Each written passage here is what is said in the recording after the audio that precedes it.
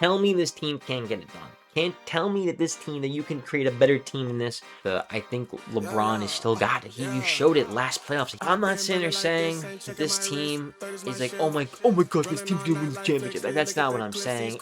Welcome to my first Cleveland Cavaliers podcast. We're gonna kind of dive into the offseason, kind of where I feel like we stand. There's some possibilities, some things that might go down right now. Honestly, any moment, we never really know. Could be a month from now. LeBron James is a storyline here. Could he come back third time around here? You know, he was born and raised, drafted, came back, won a championship. Could he do it one more time with his son? I'm gonna kind of go and break down my thoughts on what we could look like very soon and what our chances are compared to the other teams. Just gonna throw it out there. I love my my book, my tabs from my like Google have been there since like college. So whatever my last couple of projects were, that's just what happens to be bookmarked up there. Just an FYI if you're stalking my things. So where we're gonna start here is kind of what we have right now. That's all we can really do. The only thing this doesn't really show is the rookie that we drafted, Malik Thomas.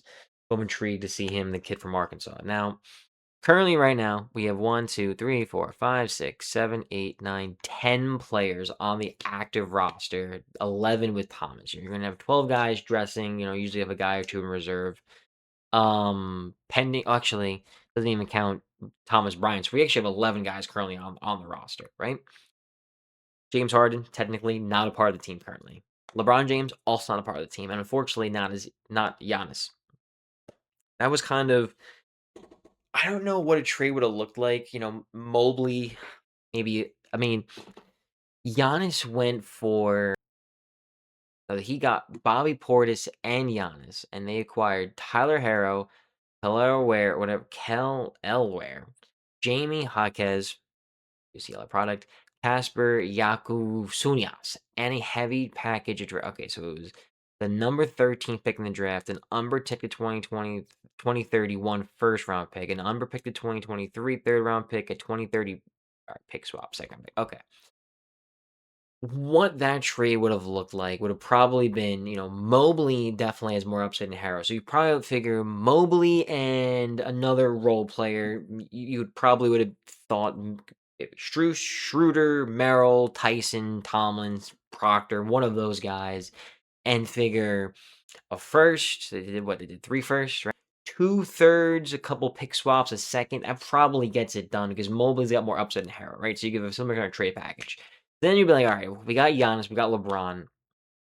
Yeah, it would have been an older team, but then you would have been like, okay, we have somehow, if it was possible, Harden at point, Donovan Mitchell, LeBron James, Giannis, and Jared Allen. That would have been your starting 5. Or in this situation, Jared Allen's probably gone and you bring in somebody else, and maybe it's maybe Giannis is playing center, and then LeBron's power forward, and then maybe you bring another guard, or like a guard small forward who can kind of shoot. Maybe Strus is starting more, and you're getting another role player. That would have been an idea, right? That was one of my ideas, but Giannis is now gone to Miami. He's not getting traded. You've seen guys like John Morant get traded. There are moving parts all over the place. Now, LeBron James, my guy. I've always been a big fan of him. I think he's going to come back. Now, the team that I have, this is the team I'm not saying would have been my first choice. This is what I think with what's left out there with the budget that we have. This is probably the best team that we're going to put on the floor to compete in reality, in my eyes, against the Knicks. I mean, the Celtics have a year back of Tatum, and I know obviously they lost Brown, and they brought in Paul. Very interesting trade that was. We're not gonna get into that. Obviously, the Heat are a force to be reckoned with. But I do think that if this is the roster, I think when you're looking at, we'll pull up here. ESPN, take a look here. Obviously, the Pistons, were a good team. They're a little bit of fraud. Celtics, Knicks, Cavs, Raptors are on the rise. The Sixers got Jaylen Brown. I mean, they can say healthy. I mean, Maxey, Brown, Embiid. I mean, the Heat, have Giannis. They got Giannis, Mitchell, Wiggins, Hardaway, and Bam. I mean, that's the big one. Is Giannis and Bam. I mean, Mitchell's on a bad point. I mean, again, Giannis. There's only a couple players in the league who can really carry a team to make a run. I think of like Giannis, Luka, Jokic, LeBron. Like those are like a couple off the top of my head that you can make a run with a team no matter who's really kind of around you.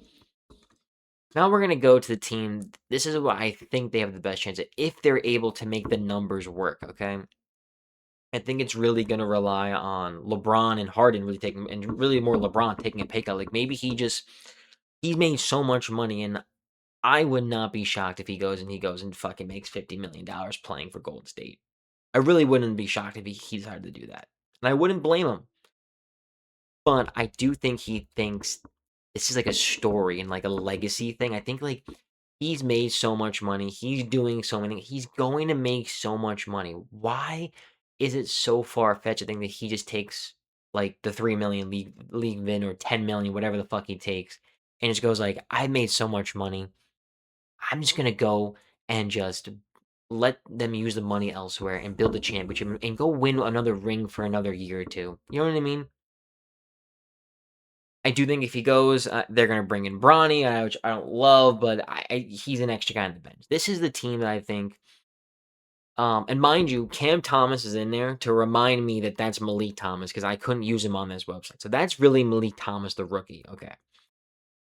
I do think it's going to take a little bit of James Harden to be like, hey, yo, like you could probably make 50 million on a 1-2 year deal, but like, could you make 40 million? And you're going to say to me, oh, well, how did you make the numbers work? How do you make the numbers work? Well, we're doing a little bit of basic math here, right? They currently are way over the cap space. They are under the first apron and then the second apron. And the simple thing is that it's really going to come down to James Harden being the last because he's going to be the guy they're going to re-sign, right? It is where I'm assuming. And I'm not saying I love that. I was really hoping that when they got out of the Garland trade, everyone shit on him like a Harden, and he had his faults. It always does. He did play well. I think we advanced further with him for a reason. The thing why I love that trade was like Garland's not worth what he's making. You know, he's young and he can still improve. I don't see it with him. He's always injured, on and off, inconsistent. He can hit three ball. He's got some speed, but he's not a great defender. Not that James Harden's a really great defender either, but I think James Harden's a better defender actually than Darius Garland. That shows a lot because I don't think Darius Garland's that good of a defender at all. He's small. Garland's not the best pass. He's not the passer Harden was, and that's what they really needed because they had Mitchell. You know, Mobley's getting better incrementally each year with his scoring, and Jared Allen's pretty solid in the paint. Not anything special, pretty solid in the paint. And they have guys like Merrill and Strus that can knock down threes, and Jalen Tyson, even Dean Wade. So like you're like, all right, we have Harden finally this really great passer. I think that's what was so great about him. And another reason why I thought, well, maybe if they did get LeBron, then they wouldn't really need James Harden. They can go out and get a guy who can defend and pop threes to go along with James, who can be the facilitator. But two's better than one. So you look at the numbers and you're like, well, we're 40.4 million over the apron, right? And we pull out our trusty calculator here. And this big. You're like, okay. In terms of under the second apron, we're under 40.4. 40.4. As much as this pains me, I think that if they're going to make the numbers work, Dennis Schroeder's going to go unless he gets like restructured because he's making 14. I love Schroeder. I think he's one of the perfect guards. And the thing is that I think we need Strus more than we need Schroeder. As much because like Strus is more of a he's a good defender, and so is Schroeder. And like, I wouldn't be mad if it wasn't one of those two guys. But Merrill and Schroeder are your sharpshooters, and they more Merrill per se because Merrill literally was like up there for 3-point, if not the best. Up to top 3, top 5 3-point shooter. Obviously, you have Tyson, and maybe it is Strus. Maybe I'm wrong, and like maybe I wouldn't be upset if it was one or the other. I would love to keep Strus and Schroeder, but I don't see how they keep both of them and get in LeBron and get in James Harden. I just don't see how that's possible unless Jared Allen goes, right? That would be the other option. Like, well, maybe they get rid of Jared Allen and they bring in another solid role player that can make 10, 12 million, and they go get some other center who can just rebound, right? But regardless, you have 40.4 million. The path that I'm taking, I think that makes most sense for them, is they get rid of Schroeder, and that's 14.8 million off the books. So 14.8 million off the books. So you're at 55.2 million, right? You have right now 11 guys on the roster. technically, but we need to include Malik Thomas. I believe is making like 2.4 million. So we're gonna subtract 2.4 million. We're gonna he's averaging 2.2 million a year. Say 2.3. So we're gonna take 2.3 million. So we had 11 guys on this roster, really 12 with the rookies. We had our 12 guys, and we have 2 reserve players, right? We had 12. We're getting rid of Schroeder, okay? And then we're bringing in Bronny James right off the bat. So now $50.5 million to bring in 2 people. Now, in this, I think that Craig Porter, even though they brought him back, I think if they're gonna bring in Bronny, I think Porter's gonna go too. I don't think they're gonna, because I think they just drafted Tyrese Proctor. They have Harden. I think if they have another guard in Malik Thomas, if they bring in LeBron, they have another facilitator. I don't think they're gonna need another guard, and if not, then he's dropping to like that 13th spot, pretty much is where I look at it. Like he's either being dropped from the roster or going to that 13th spot. So we bring in Harden and LeBron, right? By Malik Thomas. Can these 2 guys take up 50.5? I think they can do it. I think they can make it work. I think these guys can realize that they've made so much money and are going to make so much more money, right? Like I think James Harden signs 2-year deal worth 80 million or 84 million dollars, and then LeBron takes the rest. Maybe he makes $8 million dollars, and he's like, just some chump change to put whatever. And this is their team. Now, it's an older team, definitely for sure. And there are concerns to me more defensively. And like looking back at the Knicks, like when we played the Knicks, we got swept. And like, don't get me wrong, Knicks played really great and they had a really good team. And do I think that they were the best team in the league that year when healthy? No. I think Thunder were still better than them. I think Thunder had their injury issues, and I think the Knicks got hot at the right time, just like every championship team always does it. And you give them the kudos and hats. I'm not saying they did not deserve it. I'm not saying that at all. I think that Cavs and Knicks when they're both teams are playing their best ball, I think that series is going 7 every time. I'm not saying the Cavs definitely win. I think it was a lot closer than the series showed. Just like I think if the Knicks and Thunder, I think they would go 7 games. And it to me, coin toss, I would favor it maybe a little bit slightly to the Thunder. I think the Thunder just as much as it pains me, but SGA, Jay Williams, obviously when he's healthy, Chet, he's not the greatest, but he's better than what he played. All the role players they have, Lou Dort, Caruso, the other Jalen Williams, Hardenstein, like they had a deep team to compete against the Knicks. And Knicks just, I mean, Bridges all just wasn't the same player. All of a sudden, could miss a shot. Brunson's obviously Brunson. Cat is a good offensive player. But, I mean, OG was going on. Not that he's not a bad player either, but, I mean, fucking Landry Shamet's hitting every 3 possible. It looked like he's fucking Reggie Miller in the 4th quarter. I mean, everything that could have gone right for the Knicks was going right the entire playoffs. And the East was kind of weak. Some due to injury, some just the way the teams were constructed. I think that this team would give them the next step I think LeBron has still got it. You showed it last playoffs. He's still got it. He can still carry a team. He beat the Rockets had a great team. And they beat him 5. I know they weren't fully healthy either too, but still, I think defense is going to be a problem. And I do think keeping Mobley in this situation versus, not saying that Mobley's so much better than Giannis defensively, because Giannis is Defensive Player of the Year too, but I mean, Mobley won Defensive Player of the Year for a reason. I mean, I think he could be a little more aggressive, but him and Allen in that front backcourt, I mean, they're both solid ball handlers. They're great defensive players. They're not on a given night all the time consistently, but I mean, they can either go off for 30 points. They've done it before, the two of them, more so against layer competition once in a blue moon, but they have the ability to do it though. Obviously, Donovan Mitchell is, but Donovan Mitchell has never played. Like, this was his first year that he was able to play with somebody who could take over a game, and that was James Harden. Don't get me wrong, Darius Garland had his moments. Mobley, Allen have had their moments. Like, a lot of these players have showed flashes, but never the consistency that to do it on consecutive nights and relied on and trusted. Like James Harden, obviously, I'm not saying he fits it entirely, but as much as he can disappoint, like you saw him against the Pistons, right? He had those couple at the end of the game.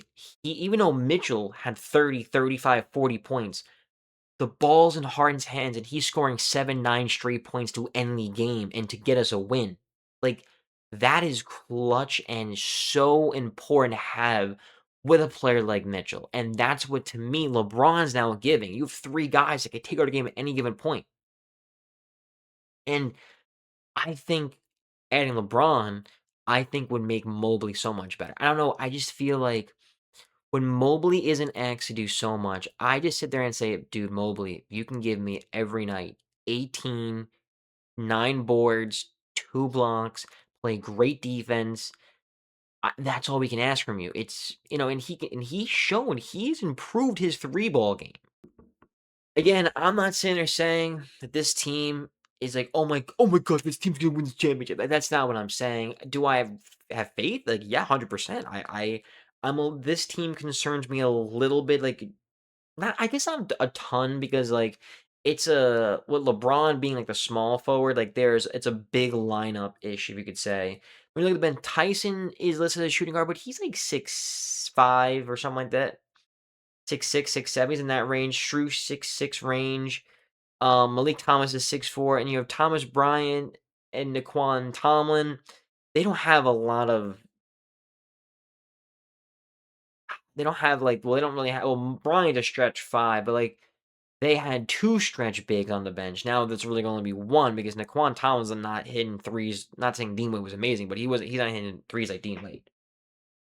Like if you traded Strus over Schroeder, you are giving up. And again, Schroeder's a good defender, but like you're giving him a little more size, rebounding. I do love Schroeder, and like I don't know, maybe I'm wrong. Maybe there is a way that they do keep him, but like I think the only way you're like what if hypothetically to me if you're able to fit Harden and LeBron, right? To me, if unless they're both taking not huge pay, but they're taking pay cuts, right? To keep Schroeder on this team as well. To me, it's really Jared Allen or Schroeder, like because well, and I would say it would be you would think unless it was to give unless you're thinking it was to give LeBron more money, and you're also losing another big. But in theory, if you're keeping LeBron and Harden anyways, and it's Allen or Schroeder plus somebody else, there is a possibility that you're getting rid of Allen. His 28 cap hits off the table. You're keeping Schroeder's 15 million. Frees up another roster spot. Now, they did just bring back Thomas Bryant and Craig Porter. I think they're bringing Bronny no matter what. Unless it's accepted that Bryant's not starting, which I feel like at this point he's got to play in Cleveland with his dad. It's gonna happen. And this is I think the team that gives him the best chance. I think I think this team could compete and get to the finals and have a chance to win. Honestly, I really do believe that. And again, seasons change. People get hurt. People evolve. Again, you look at like, and I was upset when he left. Ty Jerome. Ty Jerome, he was a rookie. He was hurt. Play that much. Yeah, he played in Virginia. He was out in college. He was a phenomenal the year that they were the 1 seed. Again, he didn't perform in the playoffs. Kind of like how Sam Merrill kind of got a little cold there in some big moments for us against the Knicks. Ty Jerome on a rookie contract stepped up and was massive. Like 1 year went from not a nobody entirely, but was pretty much basically a nobody to a somebody. Look at Jalen Tyson. Same kind of thing. Next year, he could be a really great player for us off the bench. Like a really great player. Max Strus, you know exactly what you're getting. You're going to get a guy that's going to go 1 for 7 from 3 or 6 for 7 from 3. And that's just kind of how it goes. But he's going to give you great defense. He's going to hustle. He's an okay passer. So, like, he's someone that you're always going to give you at least great defense. I'm intrigued by this Malik Thomas guy.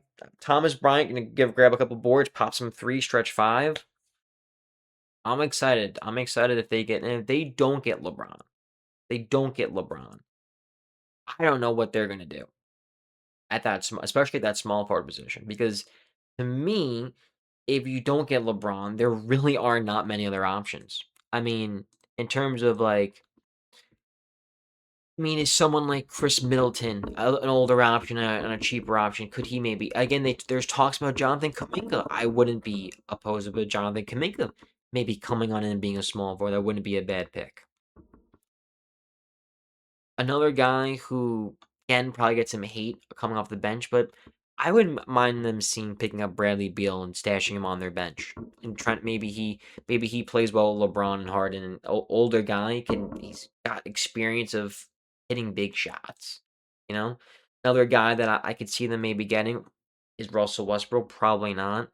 I thought he was a free agent. Maybe he's not. Marcus Smart, I think, got bought out of his contract, or he like declined his contract. He's played with LeBron. He's a guy that could potentially get a look with them. Is someone like Gabe Vincent, another sharpshooter, maybe on a cheaper deal. He got that contract, after his big years with the Heat, but didn't really do much with it. Maybe he's the guy they get on a cheap deal. In terms of centers and power forwards, I mean, Maxi Kleba had a down year, but maybe they get him, another stretch guy on a cheap contract. Love Miss Kevin Love. I don't really know. I mean, again, someone like Kelly Olynyk, maybe another guy that you could get on a cheaper contract who's got a lot of experience. Again, could give you a couple minutes here and there. But this is my prediction. I'm intrigued to see, if LeBron actually ends up going there. If he doesn't, we're gonna find out. Yeah, I think this team has a chance. Again, call me crazy, and I just like if you're watching this video and you're like, think this guy's a fucking buffoon. He has no idea what he's talking about. Like this is not. They're not going to do well, and maybe they don't. But like, what I want you to ask yourselves is, what what's the best team that they can put together right now with the things that have already transpired? I don't know exactly with Giannis what if Mobley was even on the table. Who knows, right? What else could they do? Like I'm quickly showing you, right? Like go to all players that are available. LeBron, Harden, Middleton, Draymond Green, Kuminga, Rui, Olenek. There ain't much. Bennett, Matherin. Like I know there's also these are based off of what they made last year. There's a couple of guys maybe are down here that I'm missing. What else are they doing? Who else are they bringing in besides these guys? Like, and if you are doing it, you're making a trade. Now, again, is there a trade out there? Like, I mean, call me crazy. They could have traded for John Morant.